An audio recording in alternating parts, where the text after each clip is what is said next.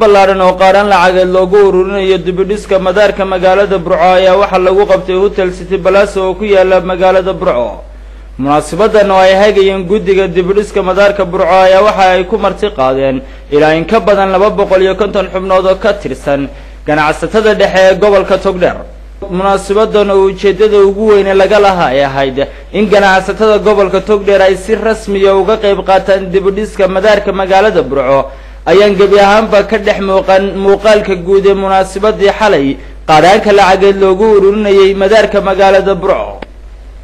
gudoomiyaha gobolka Togdheer Cabdo Axmed Ayar ayaa taariikhdii madaarka Burco si rasmi ah uga sheekeeyay isla markaana tilmaamay in ay ayaan darro tahay in caasimadii labaad ee qaranka Soomaaliland ay xilligan noqoto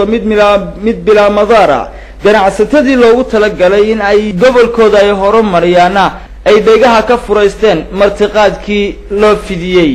gudoomiyaha guddiga dibidhiska madaarka magaalada Burco Sheekh Cali Maxamed Axmed Sheekh Cali Mawlid ayaa waxa uu halkaasi ka soo jeediyay khudbad uu kaga waramayay marxaladihii kala duwan ee muddadii koobneed ee hawshan ku jireen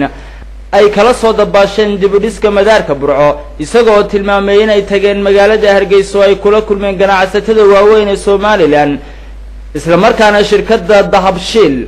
ay tahay kaliya ee xilligan ay ka hayaan qaaraan lacageed oo cad oo gaaraya $100,000 Mareykanka ah oo ay kaga qayb qaateen dibidhiska madaarka Burco, isagoo geesta kalena tilmaamay in shirkadaha Talisom, Indadero Group iyo Omarna ay la kulmeen isla markaana ay ballanqaad cad ka haystaan oo ku wajahan ka qayb qaadashada dibidhiska madaarka magaalada Burco.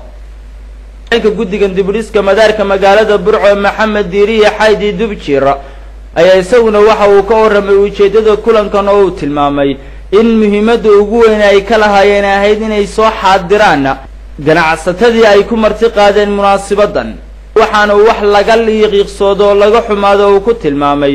in ganacsatadu ay ka dhacaan qaaraanka lacageed ee madaarka magaalada Burco, martiqaadkii loo fidiyeen ay harka uga dhacaan isla markaana ay iman waayaan. hadday tahay ganacsataduna hadday caawa halka ka maqnaadeen waxaan halka ka cadaynaynaa inaynu qof walba asagoo xukuman gudbinayno oo waxaanu ku xugnay oo marka ruuxaas asugu hays qoro oo wuxuu bixinaya ha bixiyo, laakiin aanu maanta u cadaynayno intaasaynu kaa doonayna waynu isnaqaanaa ganacsadeedadow kadidana aanu usoo jeedino dadweynaha reer Burco aanu ninkaas wuxuu diiday garoonkii iminka xaafadan oo galbeedka Burco qof kama joogo halkan oo anigu waan ka tirsanahay. waa in la sheego waxay dib u iman waayeen wadada oodweyne marka la sheegayo waa loo imanayay daweyne yimaada marka airport kale Sheekh Cali Warsame oo kamid ah culimada waaweyn ee gobolka Togdheer guddigana qayb ka ah ayaa isaguna halkaasi ka soo jeediyay faa'iidada khayriga ah ee ay leedahay ka qayb qaadashada qaaraanka lacageed ee danta guud. sinaga soo isna ka tirsan isduwayaasha gobolka Togdheer guddigana qayb ka ayaa fariin digniina u diray guud ahaanba ganacsatadii ka maqnayd madashan. mashaariic ka socoto gobolka,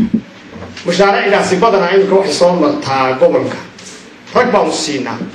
ragga aanu siinaa waxa laga yaabaa bishii inay ka faa'iidaan $20,000 habeenkaanu shirarka ugu yeelnay ee aan doonayno tabarucaadna dhammaan way jiraan. waxaan filayaa berito raggaasaan fariin u gudbinayaa inaynu isugu iman doonno xafiiska gudoomiyaha ku talagalay inaynaan isugu iman doonin. guud ahaanba munaasabaddan xalay qaaraanka lacageed lagu ururinayay ayaa ganacsatadii koobneyd ee ka soo qayb gashay iyo weliba dadkii kale iyaguna goobjoogga ahaa waxa ay kaga dhawaaqeen ilaa $20,000 Mareykanka oo ay ugu talagaleen in ay kaga qayb galaan dibidhiska madaarka magaalada Burco, waxaana ay munaasabaddan xalay u muuqatay mid ay ku fashilmeen ganacsatada gobolka Togdheer. Cabdi Sattar Sabri.